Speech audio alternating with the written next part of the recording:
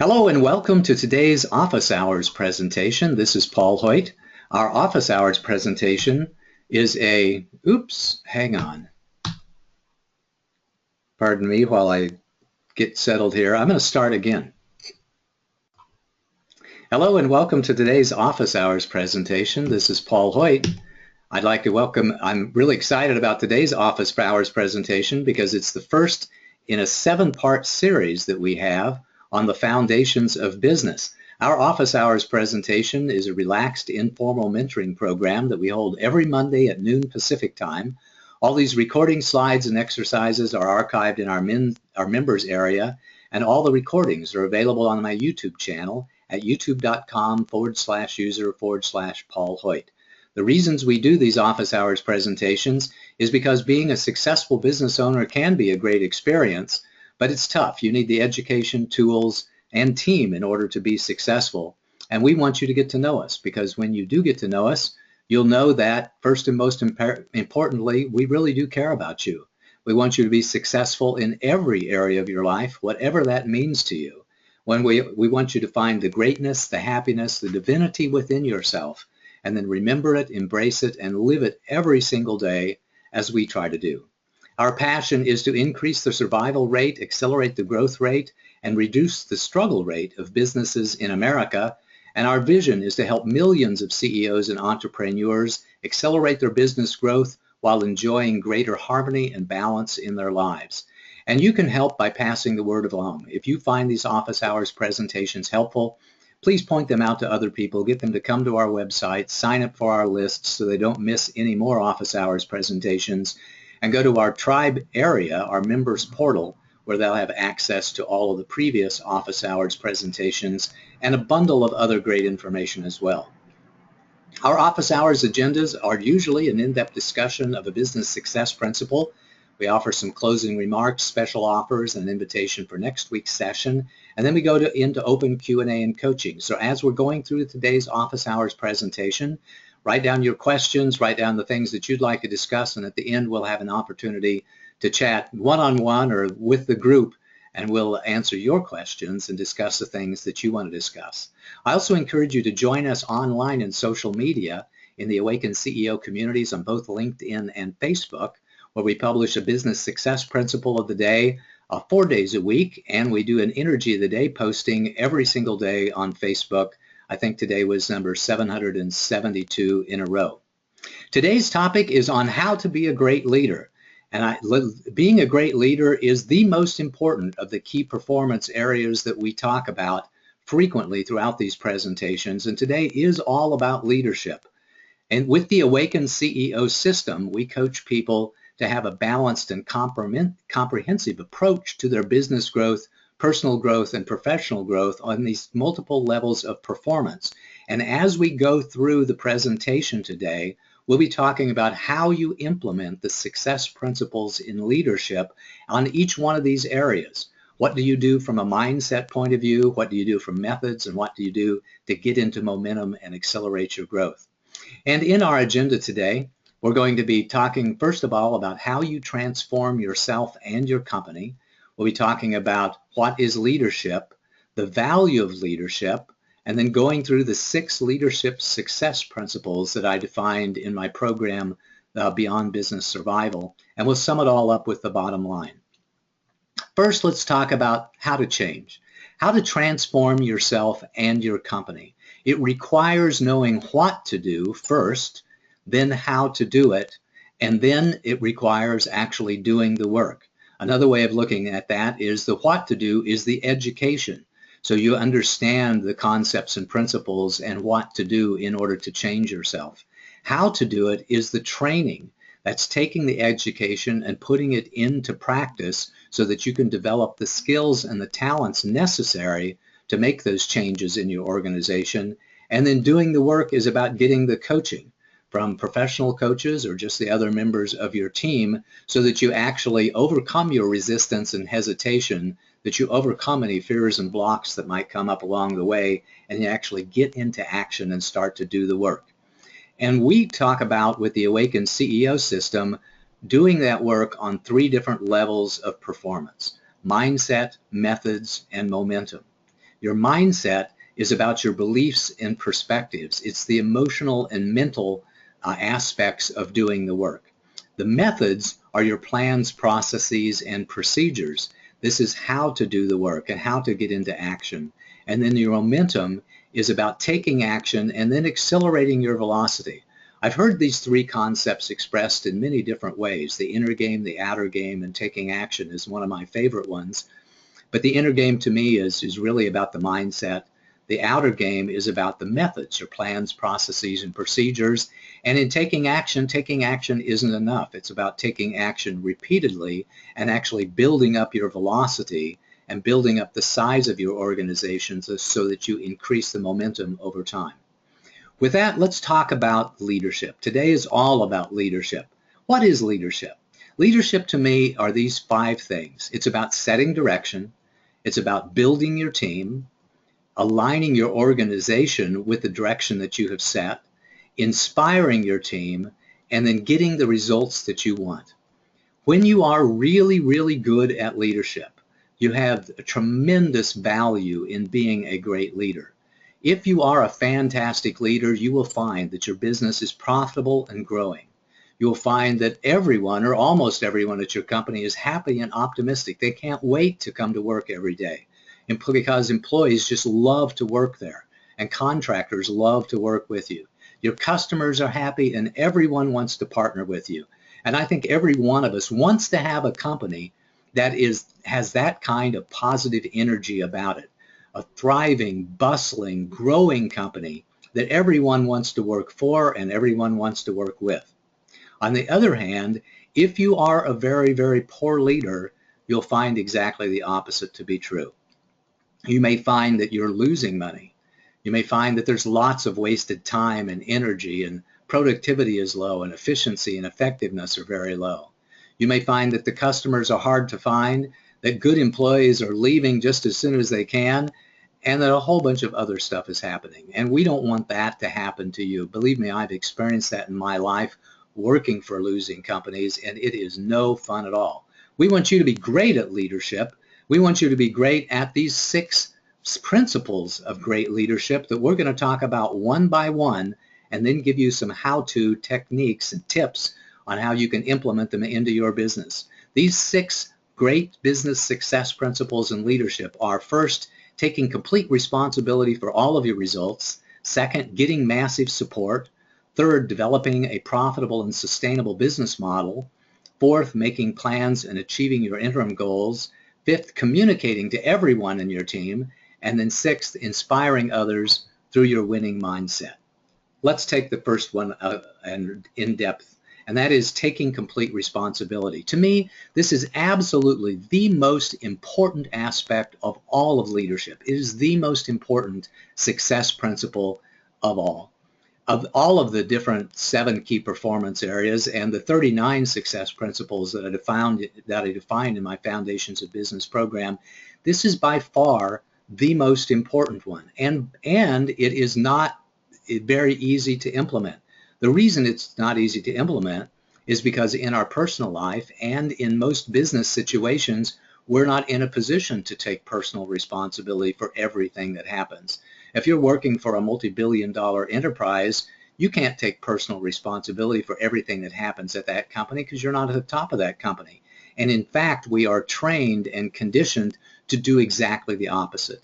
We are trained and conditioned to protect our ass, to cover ourselves, to copy people on memos, to invite people to meetings, to do everything we can to carve out a very tiny niche at this organization, one that we can be held accountable for and the one that we can take credit for. And in fact, a lot of management activities and executive activities are around carving out our niche so that people know what we are really responsible for, what we can be held accountable to, and we can claim success in that area of business. It really sends the wrong message whenever you're focused on being the CEO of your own company. Because it's your own company, you are responsible for everything. You have to make the tough decisions.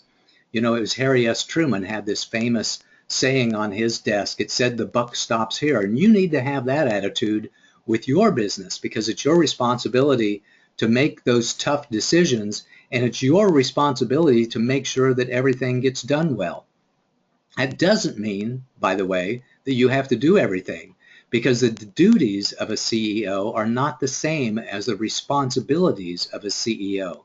You can delegate the duties out to other people and hold them accountable for and hold them responsible for other things, for subsets of your domain, but you can only delegate. You cannot abdicate anything that happens in your business. If somebody else screws up in an area of business, it's still your responsibility. It's their responsibility too, but it's your personal responsibility to set things right, whether that means training them, educating them, or replacing them at your company. We recognize that not everything is in your control, but how you respond to others and the stuff that happens at your business is completely in your control. Your attitude, your education, your flexibility, your coachability, they're all completely in your control. And my strong encouragement for you is to take complete responsibility for everything that happens in your business, because there's a lot of companies that die between the dreaming and the doing. And the reason they most often die between the dreaming and the doing has to do with the owner of the company taking personal responsibility. I know that some of the work that you have to do you're going to love, some of it you're going to hate, and some of it, frankly, is going to outright scare you. But you have to make the tough decisions. You have to take complete responsibility, and you have to make sure the work gets done. So how do you do that? How do you switch from being a person that blames other people, that holds other people accountable, who says that's not my job and I'm not responsible to that? How do you switch from that into being a person who takes 100% responsibility for everything that happens at your business? It starts with a mindset. It starts with believing that you can become a person who takes 100% responsibility, and belief in the value of taking 100% responsibility. I remember vividly one of my business partners, Jim Ward, coming up to me about 8 years or so ago when we were starting a business venture, and we had a miscommunication in who was going to do what.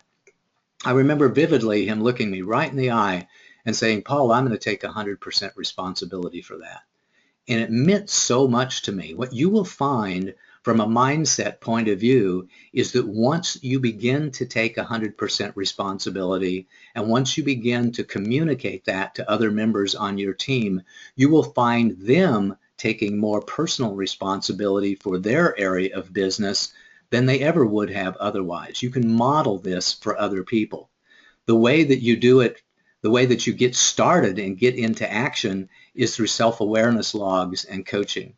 You know, I take personal responsibility for everything that happens at my business, and we employ a lot of methods in order to help us do that. So I have self-awareness logs every single morning that I take a look at. I have an accountability partner that I talk to every single day who coaches me and I coach her when it comes to personal responsibility. So you can have methods at your business that enable you and encourage you to take more and more responsibility. And of course, taking responsibility can be a very scary thing. So I invite you to be courageous and develop the habit. Here's the thing that I really want you to do to take a step in the direction of taking personal responsibility for everything that happens in your business. And that is, the next time that you think about blaming somebody else, the next time you think about saying that's not my fault, is to step up and say, I'm going to take responsibility for that. That may have been a little bit out of my control, but I recognize the need that I have as CEO of my company to take personal responsibility for everything that happens at my business. If somebody else was supposed to do the job, then they didn't, well, it's my fault because I was the one that hired them, or I was the one who gave them the direction or lack thereof that caused them not to get the job done. If something happens in the outside world that's not that was out of your control in some way, you say, I'm going to take responsibility for responding to that. Responsibility is respondability. So take that under advisement, and hopefully these techniques will help you get the training you need in order to become a person who takes personal responsibility for everything that happens at their business. And that's leadership success principle number one. Number two is getting massive support. It's your responsibility to make sure you build a great team for your business. And I oftentimes say that the most important question in business is, who can I get on my team to help me form a great team? Because you will not be successful at any level of success at all until you have a team. Because you need talent, you need bandwidth, and you need support. You need talent because it is difficult or really impossible. Well, it's difficult to be good at everything, but it's absolutely impossible to be excellent at everything. The law of excellence says that. The law of excellence says that no matter who you are, you can be excellent at a few things, but you can't be excellent at everything. You can't be a genius at every job. So we need to go get people who are excellent at those jobs. And if you have a business of any size at all, it's impossible to do everything. You have to have people on your team who will help you with the tasks that you need to do if your company is going to have more than $100,000 or $200,000 a year in revenue. If you want to build a larger business, if you want to build a business that has a significant impact in our society, you have to do it with a team. And no matter how strong you are, you do need support. No matter how strong you are, you're going to find those things that scare you. You're going to find those things that come up in your business and you say, I don't know what to do next. You're going to find those times when you get frustrated and angry, and you're going to need the emotional support as well as the advisory support in order to go on. Because great teams do great things together. They combine to have expertise in every area of the business. They work very well together with great synergy. They show up every day eager, enthusiastic, energized, and excited. And because of their teamwork and camaraderie, they avoid problems. And whenever a problem or a challenge does arise, they solve them very quickly and they move on. You can have a lot of different types of teammates at your company. You can have employees, contractors, and consultants and partners, which defines the legal relationship that you have with your teammates. But overriding that is the working relationships that you have with those folks. Teammates help you do the work. They roll up their sleeves, they pick up the shovel, they help you dig the ditch. Cheerleaders encourage you. They cheer you on. They'll say, go get them. You can do it. Attaboy.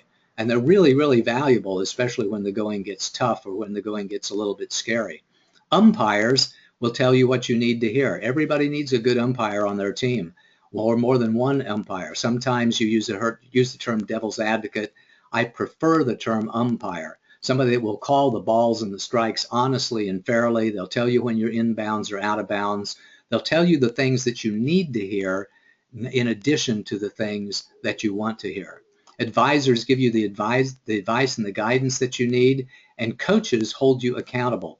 I encourage you to have people who fit these different personality styles, these different working relationships with you at your team. And in my case, I am very, very thrilled to have members of my team who fit all 5 of these different profiles. I've got teammates who will help me actually get the job done, cheerleaders who will encourage me and cheer me on, umpires who will tell me when I'm out of bounds and not making a good decision or about not to make a good decision, people who give me great advice, and coaches who hold me accountable, and I encourage you to do the same at your team.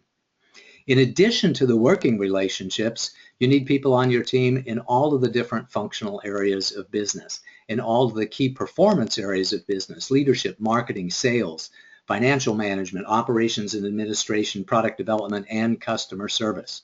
So how do we do that? How do we take this business success principle of getting massive support and take that and turn that into action? Well, first, it's about the mindset.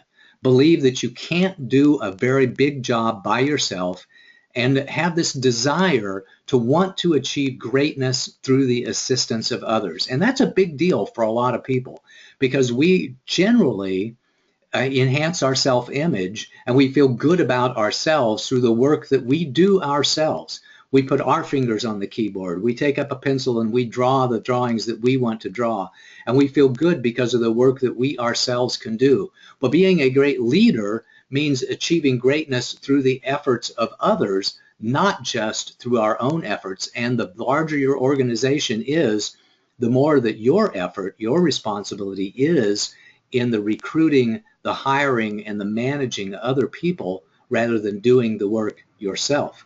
So first of all, and most importantly, when it comes to implementing the business success principle of getting massive support, it's about wanting to achieve greatness through the efforts of others. Once we've decided that, then we can do a little gap analysis to figure out who we need on our team, which one of the functional areas are uncovered, which one of the working relationships are uncovered, and developing a practice to go out and get those people on our team and develop a hiring process. I did an office hours presentation a couple of months ago on getting massive support, where I defined my 6-step hiring success process, and I encourage you to go take a look at that if you don't have your own successful hiring process. And to get into momentum, it's making every hire be a great hire. That next person that you get on your team, the one that you've decided you really need on your team because you did the gap analysis, make sure that you employ a successful hiring process and use your coaches and use your advisors to make sure that that next person on your team is exactly the right person for you to get on your team so that you can establish great momentum. Many big companies already know that A players hire A players, B players hire C players, because B players don't want to be shown up. They're already tired of being shown up by the A players, so they have a tendency to hire people who are less capable from a performance standpoint, from an emotional standpoint than they are, because it makes them feel better about themselves. If you are an A player, and I'm guessing that most of you listening to this presentation today are A players, make sure that you hire only A players on your team and that they only hire A players on your team until you get down to, you've got 20, 30, 40, 50 people on your team, and you can afford to bring somebody on your team in a very, low responsibility role who you can bring along and nurture along, and you can turn that C player into a B player and that B player into an A player. But at first, you got to hire only A players, and that's really what I encourage you to do when it comes to building your team. The third of the leadership success principles is on the business model itself. The business model that you have, which is what are you going to sell, who are you going to sell it to, and what are you going to charge for that, is about making profit, not just about how you make money. Getting the revenue is nice, but that's not the goal of business. The goal of business is to make a profitable business, and because your business really depends on you having a profitable and sustainable business model. Scalability to me is optional. I'm very much okay if you want to run a $100,000 profitable business for the next several years, or a $200,000 or a $500,000, or whatever level of revenue is comfortable to you and really makes you feel good about yourself. You don't have to have $1 million business or a $10 million business or a $100 million business in order to have a home run as far as I'm concerned. So scalability is optional, although scalability can be very, very beneficial when it comes to helping you make the money that you want to make and making your job a little bit easier. There are inflection points in business where going from $1 million to $2 million can be like pulling teeth. Maybe it's going from 5 million to 10 million is easy, but there are inflection points in business that cause you to really question your business model for scalability. Like I say, it is optional. And your business model, you will find that it varies from business to business, and it varies over time. And my most important piece of advice to you when it comes to getting a successful business model is to get great experience on your team. Find somebody who has been there and done it before with your particular type of business, because their experience will be essential when it comes to you creating your business model. And you have a lot of different possibilities. There are a ton of business model possibilities. One of my favorite leadership books, business books, is The Art of Profitability by Adrian Slowatsky. This particular book focuses on business model design elements, and it shows how companies make money. He actually defines 23 different profitability strategies in The Art of Profitability. Well, I took that and did it a little bit better. I organized them into categories, which he did not do. I renamed a lot of them because I think his names were fairly confusing, and then I went and defined 21 more of them. So I did an office hours presentations, I think probably a year or a year and a half ago, on The Art of Profitability. In fact, I did 2 of them. The Art of Profitability 1 and The Art of Profitability 2. If you've got some questions about how you create an effective business model, I encourage you to go listen to those 2 office hours presentations on business model possibilities so that you can get some ideas for how you here in 2016 can create a better business model for your business. Here in 2016, we've seen some emerging challenges with business models that we've never seen before the age of social media and before the age of the internet. Just build it and they will come has been around for a long, long time. It's always been a problem for inventors who go into the garage and they create something that they really think is cool. You know, their next door neighbor says it's cool, their brother-in-law says it's cool, and then they try to take it to market. But it's even a bigger problem when inventions are digital. It was a terrible problem when you had to tinker with, you know, with wood and metal and screws and nuts and duct tape and baling wire. But man, it's a huge problem when the inventions are digital themselves, and the cost of inventions goes down considerably. So it is a huge challenge. It's not always true, of course, that you build it and they will come, as anybody who has been an inventor or anybody that has tried to bring a digital software application to the marketplace will tell you. Sometimes they like it and sometimes that they won't. Very closely related to that is the build a following and the money will come. You know, we never saw that before the age of the internet. Before 1995, and gosh, that's only like, 10, 11 years ago, that we started to see the emergence of people making the mistake that said that if I get eyeballs on my website, I am destined to make money. It's true that if you get 100 million eyeballs on your website, you can and will find a way to monetize that. But if you only have a few thousand eyeballs on your website, or 5,000 or 10,000, you may or may not be able to create an effective business model just because people are looking at your website. You have to have millions of eyeballs in order for that to be able to translate it into a way for you to make business. Because volume doesn't always result in revenues, and volume does not always result in profitability. There's a famous Saturday Night Live skit where somebody said they made change in their business. You know, we can give you change for $1 in all kinds of different ways. We can give you 4 quarters, we can give you 10 dimes, we can give you 2 quarters and 3 dimes and 4 nickels if you want. And the question was, well, how do you make your money? The answer was, we make it up on volume, which of course can't possibly happen. You have to make profit at almost every single transaction in order for your volume to really result in a profitable business. So how do we implement this? How do we implement having an effective business model? Well, first of all, is to have the mindset that we focus on profitability, we focus on sustainability, and we focus on scalability, and we do it with a sense of humility. Not humility in the sense of embarrassment or shame or guilt or doubt or weakness, but humility in the sense of wisdom, being humble and recognizing that we do need the advice of others, that we will be a lot further along with the advice and guidance of others, and just like we said earlier, through the efforts of others in our business. The methods that we use in order to construct a viable business model, I'm a big fan of the lean startup methodology. I'm a big fan of getting into revenue just as soon as possible so that we can learn the lessons that only the marketplace can teach us. If you don't know about the lean startup methodology, and if you're bringing any sort of innovative product or service to the marketplace, I strongly encourage you to learn more about that. I did an office hours presentation on that just, I think, 6 or 8 weeks ago, which I strongly encourage you to listen to.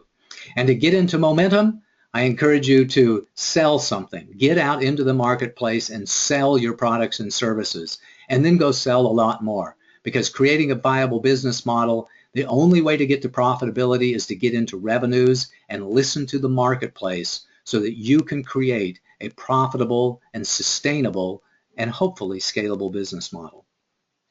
Business success principle number 4 is about making plans and achieving goals.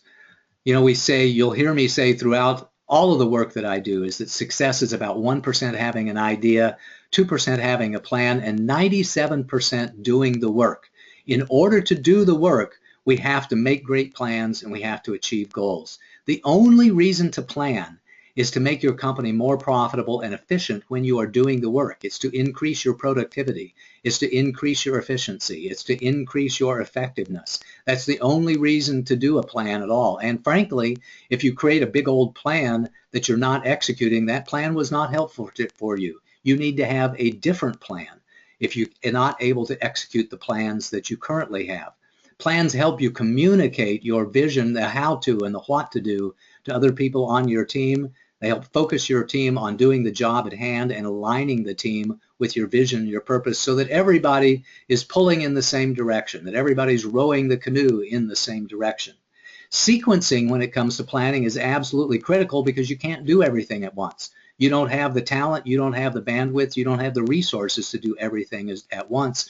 You have to make sure your next steps are the right steps. And as I oftentimes say, when you are starting in business, you only focus on two things: engaging with the marketplace and then achieving financial responsibility, getting into revenue, and then having a relentless pursuit of financial stability so that you can expand your business and get out of startup mode and get into expansion mode.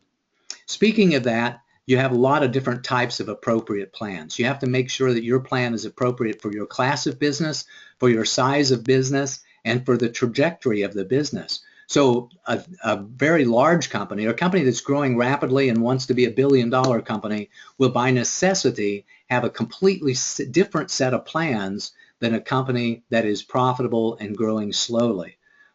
It really does depend on individual businesses. There are 5 different classes of business that I think require totally different plans: the startup class, the steady growth class, the rapid expansion class, the turnaround class, and the exit class of business. And for each one of them requires a different plan. In the startup mode, you want a launch and financial stability plan. In the steady growth mode, you need a plan to harvest what you've already developed and to evolve into a stronger, more profitable company. In rapid expansion mode, you need a plan to help you manage the chaos and leverage your opportunities. In turnaround mode, you need a plan to help you survive and then turn around the business so you can have a return to profitability. And in exit mode, you need a value creation and exit plan. Each one of those, it takes a different type of plan. And by the way, for the most part, each one of those takes a different mindset for the leader, and different talent on your team, and different talent for the coach that you have on your team and the consultant have on your team. It is a rare coach and a consultant, and it is a rare leader who is equally great at each one of these different 5 types of plans. So be sure you know what your business is and which type of plan that you need, and that you get the appropriate support on your team to make sure that you're able to take advantage of your opportunities in each one of these different 5 classes of business. You also need different levels of planning. You need long-term planning, mid-term planning, and short-term planning. And with the short-term, and the reason is because it's the importance of execution. Execution is so vitally important. If you cannot execute a 90-day plan, you have no hope of executing a longer-term plan. Let me say that again. If you can't execute a short-term plan, a 30-day plan, a 60-day plan, a 90-day plan, you have absolutely no hope of executing a long-term plan, because your long-term success requires a lot of short-term accomplishments. So how do we do that? How do we take this important business success principle of making plans and achieving our goals and implement that at our business? Well, first of all, as you might suspect, it's all about your mindset. Understanding why your plans are so important. Understanding why goal achievement is so important for you when it comes to increasing your productivity, increasing your effectiveness, increasing your efficiency. It's so important. I want each and every one of you to make a commitment to being great at planning and goal achievement at your business.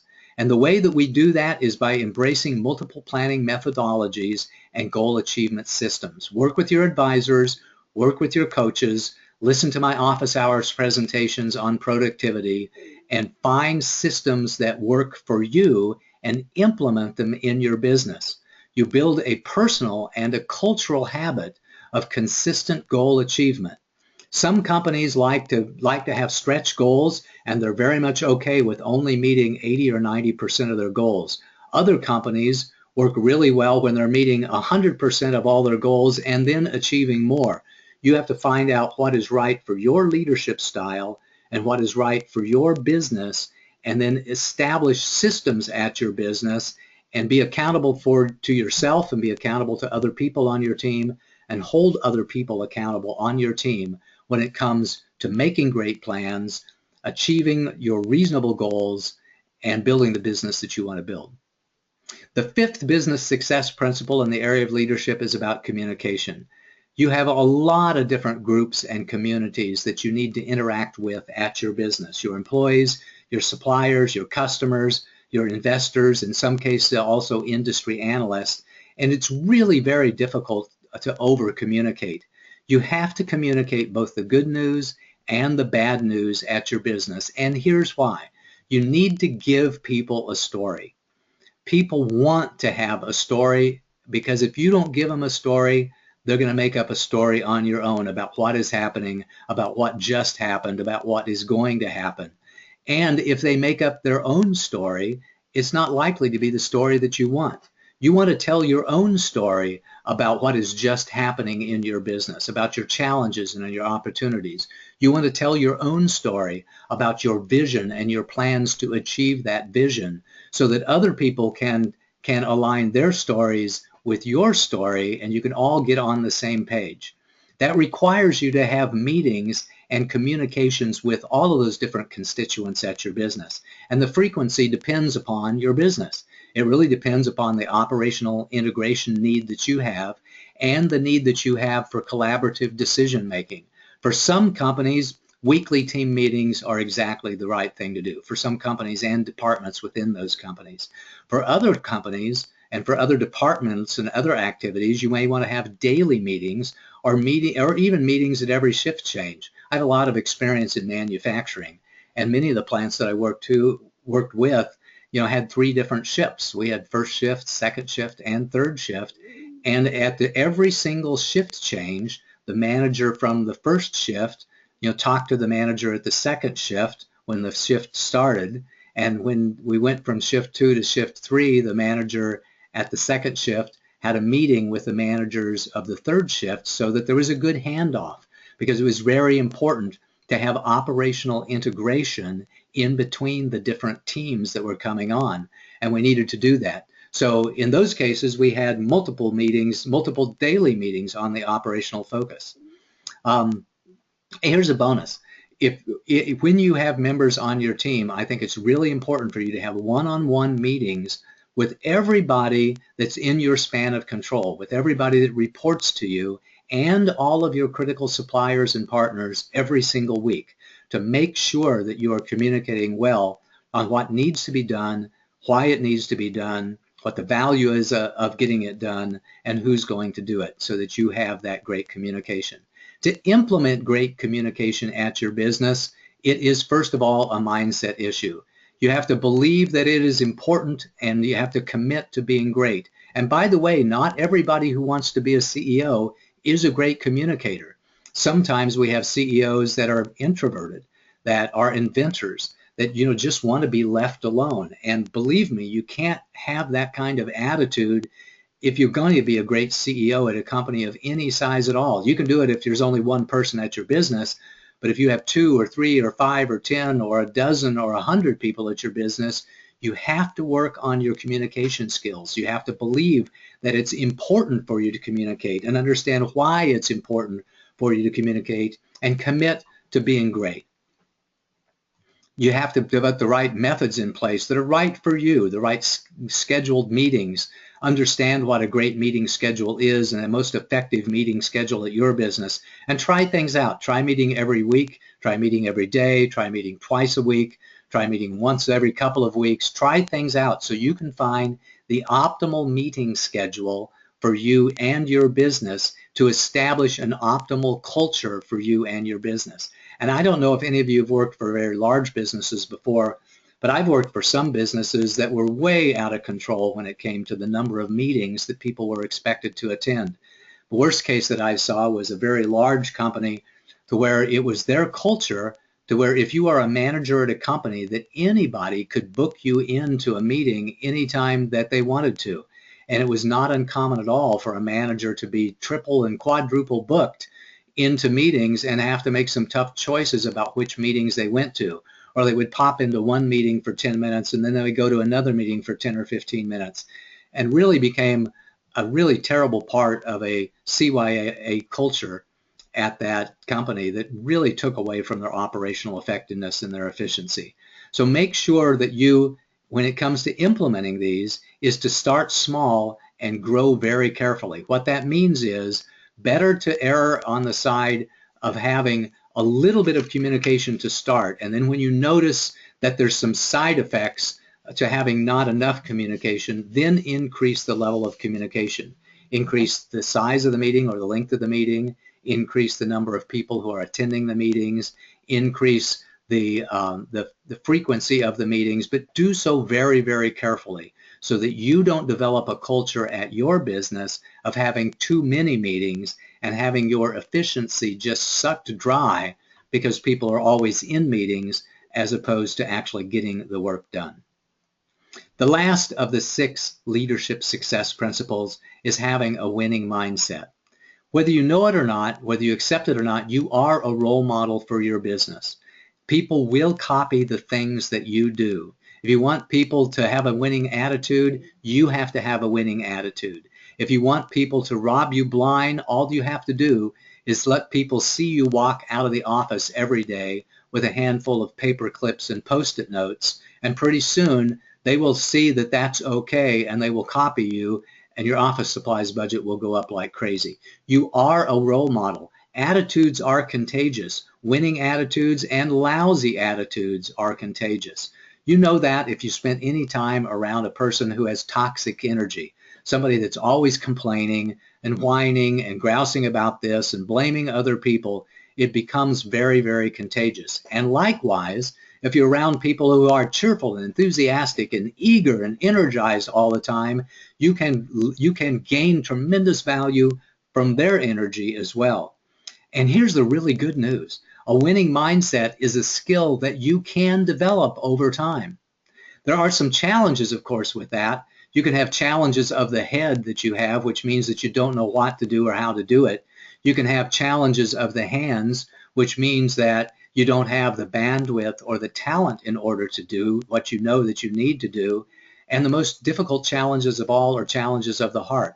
That's when you know what to do, you have the resources to do it, you just can't overcome those fears, you can't take that risk, you can't stretch, you can't pick up the telephone because it starts to weigh 200 pounds, you can't give the speech because you're afraid of doing it. And those challenges of the heart are the most difficult ones to overcome, and the ones where you really need the cheerleaders and the coaches on your team in order to make progress in those. So a winning mindset all starts out with having a winning mindset. You embrace the opportunity to have a winning mindset every day. You believe that you can. You believe in the value of doing it, and you're committed to being a person who is a very positive role model, who has that contagious positive energy for everybody on your team. And the way that we do that is we focus on personal growth, especially on discipline. I am a huge, huge fan of personal discipline. You know, I do my energy of the day posting every day, and I hope that's beneficial to you because it's really beneficial to me. Every morning I get up, every morning for 772 days in a row, I have gotten up and tried to say something positive and enthusiastic and motivational to other people. And as much as I hope that that helps you, I know that it helps me. Every morning I focus on asking myself great questions about how I did yesterday. And I rate how I did, and I take personal responsibility and accountability for everything that comes out of my mouth, every word that comes out of my mouth, every action that I take. And I encourage you to focus on that too, and really focus on having personal discipline in your life. And then start every single morning with attitude optimization, and then practice it frequently throughout the day. Every single morning, say a prayer, meditate, listen to some good music, do a little exercise, understand that your winning attitude is really, really essential to your personal growth and your business growth and your professional growth. Those are the 6 great principles of great leadership. Taking complete responsibility for your results, getting massive support, developing a profitable and sustainable business model, making plans and achieving your interim goals, communicating to everyone that you need to communicate with, and inspiring others with your winning mindset. And here as a bonus to you is your excellence in leadership mantra. I invite you to read this along with me as I read it to you and memorize it and use it every single day. I take complete responsibility for the results in my entire company. I know that I can only achieve greatness with the counsel of others and through the efforts of others. So I am getting massive support for my business. I know that it is my responsibility to develop a profitable and sustainable business model. I am committed to making plans and achieving my goals. I communicate eloquently and often to everyone, and I inspire others with my winning mindset. I guarantee you, if you will focus on this excellent in leadership mantra every morning, first thing, that you will take tremendous steps into being a fantastic leader at your business. And here's the bottom line. The bottom line is, to me, leadership is by far the most important aspect in business, and I know that each and every one of you have the capability of becoming a great leader. All you have to do is focus on making improvements every single day. That's been our presentation for today. We talked about how to transform yourself and your company with education, training, and coaching. We talked about leadership and the value of leadership and the impact of having poor leadership. We talked about the 6 leadership success principles, and we summed it all up to the bottom line. So here's your homework and your exercise. I encourage you to talk about leadership with people on your team and with your advisors and coaches. Read books on leadership so that you can really focus on becoming a fantastic leader. Get a coach to help you become a great leader, and don't settle for anything other than being at your very best every single day. In just a minute, we're going to go into open questions and answers and coaching, where you'll have an opportunity to make comments and ask questions on the topic of the day and then any other issue that you'd like to talk about. I really would like for you to tell me what your biggest takeaways are and the insights that you gained from this presentation, and tell me what you're going to focus on. Here at the Hoyt Management Group, we have a wide variety of support services designed to help you become a better leader, to help you implement a profitable, sustainable, and scalable business model. We have education and training services. We have services where we will do it with you to help you create your great plans and then make those goals and achieve your goals. And sometimes you're able to throw things over the wall and we'll actually do things for you. And we're eager to do anything and everything we can to help you implement a profitable and sustainable model. Our next office hours presentation will be on 1 week from today, on January the 11th. We're going to talk about the second of our key performance areas, and that's marketing, and talk to you about how to be great at marketing. Let me know what other topics that you'd like for us to address after we get through with the Foundations of Business Success series, and do your homework in between now and the time that we talk next Monday. With that, we're going to open it up to Q&A and coaching. First, comments and questions on the topic of the day, and then any other issues that you want to talk about. My contact information is on your screen. I look forward to connecting with you soon. And with that, Stephanie, do we have any questions or comments on the subject matter of today? We do. Let's get started. Well, we got a couple people saying Happy New Year, so let's say Happy New Year to everybody. Happy New Year. Great idea. All right, the first question here. Do you have a daily template that outlines the most important things that you mentioned today? For example, how about what a person's calendar looks like? She finds it so difficult to come up with a consistent calendar to get things done. Any good ideas for time management? I do, and I gave forth a lot of them in my office hours presentation on productivity, increasing your productivity a few weeks ago. But if you'll email me personally or just schedule a 15-minute call, I'd be happy to talk to you. And the reason I say that is because you have to find a system that works for you. And I actually find that changing up my system from time to time really works. So my biggest question would be, what have you tried so far? What are you trying right now? And then let's find something that's different that can help you focus a little bit better. For example, sometimes I use paper and pencil systems. Sometimes I use Excel spreadsheets. Sometimes I use a Google Doc that I share with my accountability coach. Sometimes I use a mind map that I use. And what works best for me is actually to change up systems over time. So I'm happy to share with you the systems that I'm currently using and help you make, some great decisions for systems that will work for you. So the answer is yes. Schedule a 15-minute meeting, and I'd be happy to share those with you. Next. I use Post-its. I use colored Post-its, a whole bunch of them. Yep. I can move them around and make pretty pictures and write my notes and have the pretty colors. I love what you said about changing things up too, Paul. That really works for me also. Yeah, and I'm glad that you said that, because the systems that work for Stephanie are not necessarily the systems that work for me. And by the way, keep that in mind whenever you're managing other people. Your job as a manager is not to force them to do what works for you. Your job as the manager is to help them implement systems that work for them so that you can do the job, so that they can do the job that they have agreed to do to move the entire team forward. And that takes a lot of flexibility on the part of a manager. It is tough to realize that your way is not the only way, and your way may not only be the best way.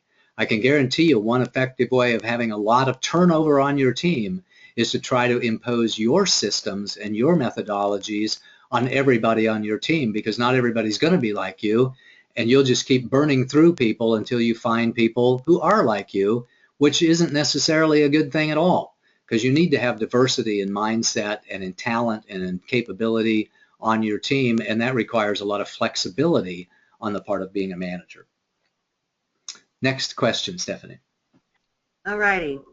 How do you afford the cost of building your team when you're in the startup phase? That's a good question, and one that I addressed in a lot of detail in my office hours of 8 or 10 weeks ago on making great staffing decisions. I actually did a couple of office hours presentations on building your team back to back, and one of them was on making great staffing decisions, and the next one was on getting massive support. We go into that in a fair amount of detail in those, but at a high level, you first of all take your high dollar tasks and reserve those to yourself, and your low dollar tasks and outsource them to other people. You can get a virtual assistant here in the United States for $30, $35, $40 an hour. You can work with some outsourcing firms that will get you to have a virtual assistant in a foreign country for much less than that. $400 a month, $500 a month can buy you somebody who's working for you many, many hours a day.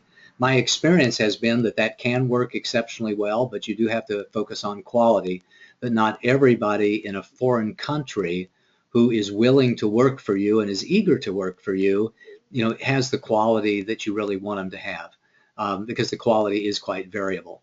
My experience is if you have somebody whose native language is your native language and who is familiar with your particular culture, that it works a little bit better, but it is more expensive. So you have to decide for yourself, which ones of those low dollar tasks, those low value tasks, to outsource first, which should free up your time with a minimum amount of outside expense for you to focus on the high value tasks. The high value tasks meaning designing and implementing your products and services, meaning selling, meaning marketing, and meaning actually delivering your products and services. So we take the high dollar tasks, the high value tasks, and reserve them for ourselves, and that we delegate out, we hire out, we outsource the low dollar tasks, and that helps us get started when it comes to growing our business. Hopefully that was helpful. Go watch those 2 office hours presentations. I know you'll find a ton of valuable information there. Next one, Steffi. All right. As you stated, the bottom line is the energy one presents every day. Part of this is emotional intelligence, and what do you recommend to develop that, one's emotional intelligence? I love that question. I don't know who asked it, but you're one of my favorite people.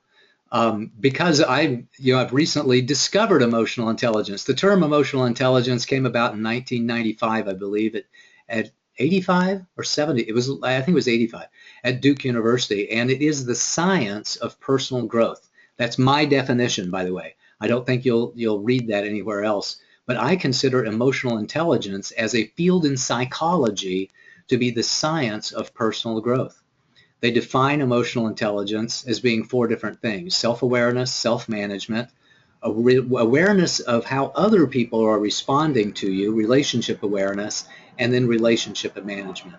And like so many other things, I did an office hours presentation on emotional intelligence a couple of 3 months ago that I think that you will find to be valuable. And in that, by the way, when it comes to increasing your own emotional intelligence, it is focusing on those 4 different areas. Focusing on self-awareness, which means finding ways to check in with yourself on a daily basis or an hourly basis or frequently throughout the day. On self-management, which starts with not blowing up at other people and leaving the room before you start to throw things, and giving yourself a personal time out before you yell at somebody in anger. And then it moves into being able to develop a lot better techniques for managing your own personal awareness and your own personal vibration, your own personal energy. And it talks about listening to other people is the fundamental key thing that you can do when it comes to understanding how other people are feeling. And it's watching them, it's listening to them, it's hearing them, it's taking note of them, it's being concerned with how they feel, is the way that we improve in the area of knowing what other people are feeling and thinking. And then relationship management is about experimenting with ways of holding meetings, experimenting with ways of having tough conversations, experimenting with ways of patting people on the back and being a good cheerleader and being a good advisor, which takes different language and a different skill set. So if you focus on improving your emotional intelligence in those 4 different ways, you will get better at emotional intelligence. You will improve your own personal vibration and your own personal energy. And I believe you're going to be a much more effective leader, and most importantly, me, a healthier and happier human being. So I'm a huge fan of emotional intelligence. It's been a focus of mine for literally 50 years on getting my act together and on personal growth and spiritual growth. And as I said before we started today's office hours presentation, I'm excited about 2016 because I keep getting happier, stronger, wiser, more peaceful, and more loving, every single day. And that's my wish for you as well. Next question, Stephanie. All righty. How do you practice leadership? Business cases, role-playing, team-building events? What tools are available to help classify your leadership style? Boy, I think you just nailed it on the head with those different things. So you can go take seminars and workshops on leadership, and a lot of time in those seminars and workshops, they will have role-playing exercises where you as a leader get an opportunity to give a rah-rah speech, to give a motivational or an inspirational speech, or you get the opportunity to practice having a difficult conversation. And if the seminars and workshops are not in your future, then having a leadership coach. A good coach will give you the opportunity to practice those things. They not only give you the education that you need and talking about business success principles, but they will help you train you to do that. And a lot of training is about skill set development. It's not only knowing what to do and how to do it specifically, but it's practice in doing those things. So I think that's what we do to be a great leader is we practice. We practice having difficult conversations. We practice communicating with other people. We practice giving inspirational and motivational speeches. We practice making good hiring decisions and good management decisions. We practice having tough conversations. We practice making good plans and holding ourselves accountable and having other people hold us accountable so that we can hold them accountable to what we need to have doing. As you can tell, I'm a huge, huge fan of practice because that's the way we get better at things, whether it's singing or playing tennis or being a great leader. The way that we get better at things is through purposeful, meaningful, quality-focused practice. We have 102. I'm going to take time for 1 or 2 more sessions. We still got a lot of people on the line. We had a lot of massive content today, so I'm going to stay on the line for another couple of questions or so until, let's say, a quarter after the hour for those of you who care to stay with me. So go ahead, Stephanie. Do we have any more questions? Yes. Let's see. What has been your biggest challenge in leadership? Um, I think I've had two great challenges in my career. One of the challenges was having difficult conversations. As it turned out, I was and still am a sensitive kind of guy. I'm more of a poet and a person who wants to, hold babies and kitty cats in my arms than I am a warrior. So because of that, having difficult conversations and holding people accountable has been one of my most difficult challenges when it comes to leadership. Fortunately, I found a way that works for me.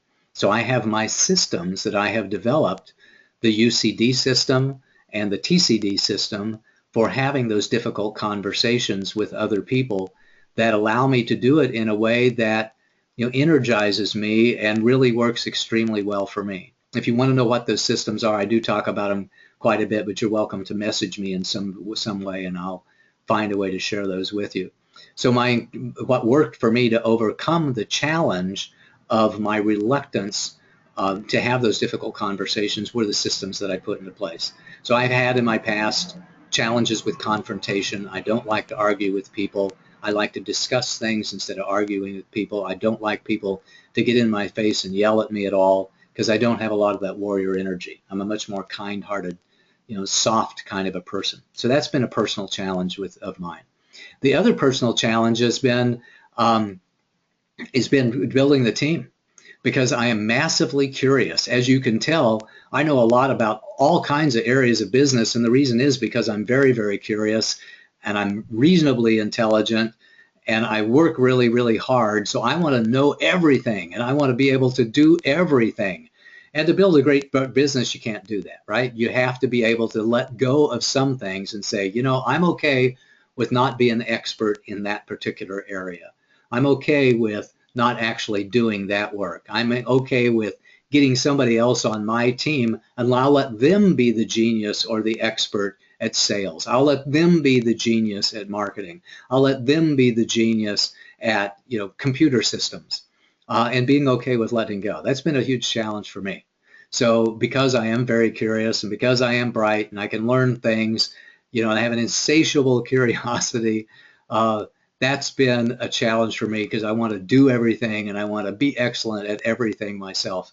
So building a strong business, I recognize, means letting go of some of those things. Even though I think that I could do it and even though I want to do it, I focus my time and energy on the things that return the most value to my business.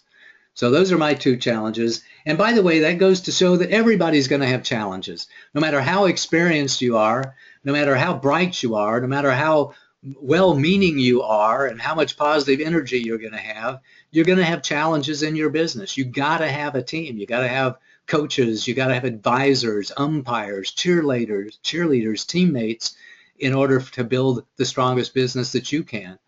So get over your need to be perfect. Recognize that you're going to be imperfect and reach out and get a whole bunch of other wonderful, imperfect people to be on your team with you. Next question, Stephanie. Okay. I don't think I can be a great leader, at least not in the time frame required. What should I do? Well, first of all, I encourage you, I understand the way that you answered the question because you said at least not in the time frame required. And I understand that because there are people who have challenges with communication, who have challenges with decisiveness, who have challenges with focus, very visionary, artistic, creative people. They're great artists and maybe even great inventors, but they recognize at some point in time that they're weak in other areas that are essential to leadership. So first of all, don't give up and recognize that it's at least not in the time frame required. But I know from personal experience that personality transplants take a long, long time. If your personality is of one that is indecisive and unfocused and maybe even a little grumpy, it's probably a good thing that you recognize that you can't be a great CEO, at least in the time frame that your business requires. So what you do is you go hire a great CEO, and ideally you get a business partner working with you that allows you to do the things that you're really excellent at, and it allows them to do the things that they're excellent at. I did a great office hours presentation on a book called Nail It, Then Scale It a long time ago. I need to do a refresh of that presentation. But in that book, the author of the book, Nail It and Scale It, talks about the three great talents and skill sets and mindsets of business. He calls it the huckster, the hacker, the huckster, and the hopeful. The hacker being the engineer, the huckster being the salesperson, and the hopeful being the visionary and the leader, and recognizing that one person can't be all of those three things, that it just doesn't happen. Maybe 1 out of 1,000,000 people can do all of those three things, but then they can't do them all at once, so they've got to hire them out anyway. So, it does, maybe you're the hacker and you need somebody on your team who can be the huckster and who can be the hopeful. So that is to say, maybe you're the engineer and you need somebody on your team who can sell and somebody on your team who can be the visionary and the leader. Or maybe you're the leader and you need people on your team that can do one of those other roles. But if you recognize that you can't be the CEO because you can't carry the flame, you can't make the decisions, you can't make the plans, you can't hold other people accountable, you don't have enough business experience to be the CEO of your company, given your stage of growth and the opportunities for growth, then the right thing to do is to get a partner. And I don't mean just hire a CEO, because you want a person on the team who's invested heavily in the success of the business. And that means getting a business partner, and probably means, most likely means, sharing the equity in the business, sharing the ownership of the business with that person. And we've got a lot of ways in which we can coach you to help that happen. And I encourage you to reach out and get a coach. If not us, then certainly somebody else who can help you talk through that process and manage your way through that process. Next question, Stephanie.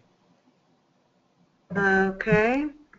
Having a winning mindset is a real challenge for me right now. Business is so tough. Any tips? We gave a couple of them in the body of the presentation, and that's starting out every single day with an attitude optimization time. Find something that puts you in a good mood first thing in the morning. It could be your favorite bowl of breakfast cereal.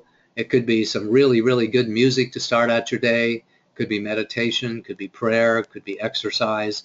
There are a lot of things that you can do in that most important time in the day, which is the first part of your day. First thing on the way into the office in the morning, or on the way down the hall in the morning if you're working from home, you'll find a way to shift your energy first thing, because that's when you're probably most able to shift your energy. And then the next thing is to do it during the day. During the day, catch yourself whenever you find that you're in a dark spot, in the shadows, as I like to call it, or in the pit of darkness, which is a very, very uncomfortable way to be, and find a way to shift your energy. There are 1,000 ways to shift your energy, to raise your mood, to increase your vibration, to improve your mindset, and find the ways that are working for you today and tomorrow and employ them frequently throughout the day. I also strongly encourage you to have a coach or an accountability partner, and make it a reciprocal agreement. If you can't afford a coach, somebody that you're paying hundreds of dollars an hour to, then find somebody on your team who's willing to have a 15-minute conversation with you every day, a cheer me up conversation, an encourage me and tell me that I could get the job done conversation, and you can be their coach and they can be your coach. And in those cases, a trade out of services can work extremely well. And just know that my heart's there with you. There's been days when, especially early in my career, when I didn't have a winning mindset either, but I stuck with it day after day in a very disciplined approach so that I could develop that winning mindset over time. And the way we do it is finding ways that work for us and finding people who will support us in having as best possible mindset as we possibly can. Next question, Stephanie. Okay, last one. What are your favorite books on leadership? I talked about a lot of them during the context of the conversation today. We talked about The Art of Profitability by Adrian Slowatsky. I talked a little bit about Nail It, Then Scale It, and I've totally forgotten the author's name for that one. I talked about the Lean Startup Methodology, which is Eric Ries. There is Think and Grow Rich, which is a great book. The E-Myth by Michael Gerber. Think and Grow Rich by Napoleon Hill. I had a great book on leadership by Rudy Giuliani that I've forgotten the name of. Leading Change by John Kotter, K-O-T-T-E-R, is one of my favorite books. I do a lot of office hours presentations, which are on book reviews. So I encourage you to go back and take a look at those, and you can see some of my favorite books on leadership. But you know, it is an endless pool.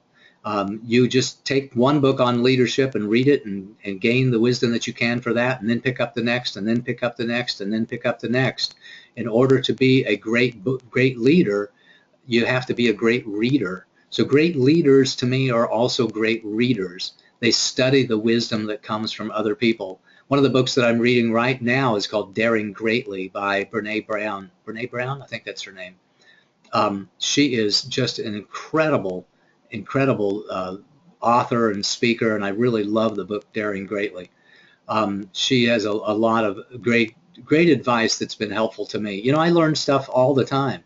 I've learned a lot over my last 50 years of being in business and my last 50 years of focusing on personal growth, but I think that there's still a lot more to go, and that goes for you too. If me at this stage of my life, with what I've achieved and accomplished and the person that I can become, look forward to say that I am eager and excited about the lessons that I am going to learn tomorrow and the strength that I'm going to gain tomorrow, then you can too. Regardless of where you are in your business, whether you're 20 years old or 30 years old or 40 years old or 70 years old, you can gain in groundedness, you can gain in experience, you can gain in talent, you can gain in many, many ways in your business if you just focus your time and energy on playing the game of being the best leader that you can be, about being the best awakened CEO that you can be. That's what the Awakened CEO system is all about. That's what the Awakened CEO community is all about. It's about learning to play the awakening game, at being at your highest vibration and developing yourself to become the very best person that you can be while you are developing a profitable, sustainable, and scalable business. And with that, I want to encourage you to pay attention to the business success principles in the area of leadership, to focus time and energy every single day on being a great leader. Join us next week for the second episode, the second session in our 7-part series on the foundations of business. And until we meet again, this is Paul Hoyt wishing you a most marvelous and prosperous day. Bye-bye.